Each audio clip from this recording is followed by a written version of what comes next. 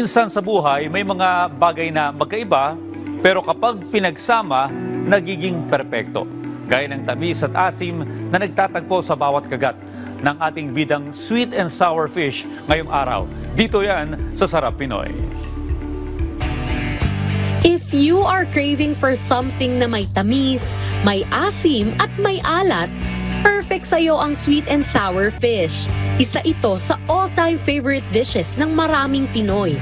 Dahil bukod sa siksik nitong flavors, madali rin itong lutuin at suwak sa budget.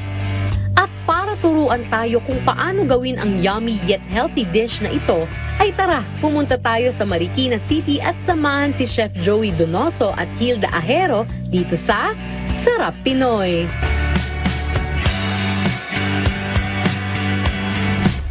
Tara, isa na natin gumawa ng sweet and sour fish.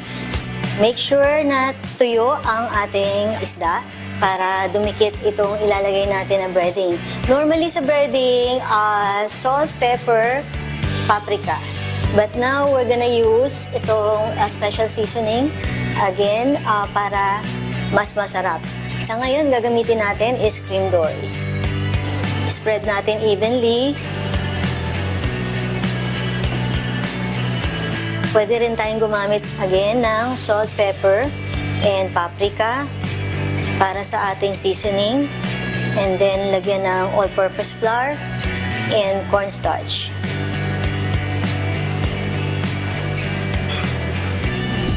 Ayan, fully coated na siya. Pwede na natin i-slice and i-fry.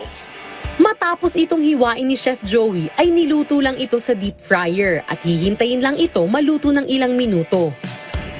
Pag lumutang na, ibig sabihin luto na.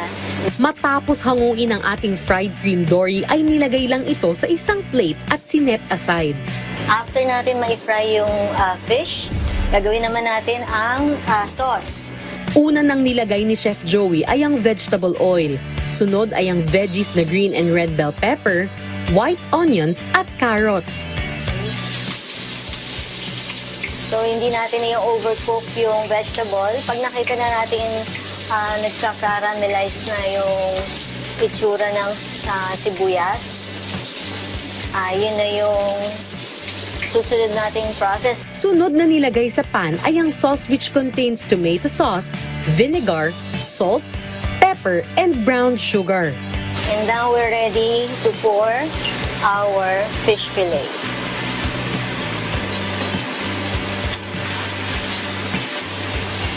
Pag even na yung kulay ng fish, ready to serve na siya. Luto na ang ating sweet and sour fish.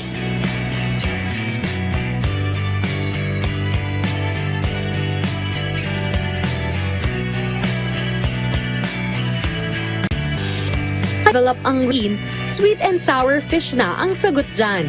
Masarap, malasa at siguradong ulam na hindi nakakasawa. At kung gusto nyo naman balikan ang nakaraan nating episode, maaari nyo yan bisitahin sa aming official social media accounts at Rise and Shine Pilipinas sa Facebook, YouTube at Instagram, habang RS Pilipinas naman sa TikTok at X.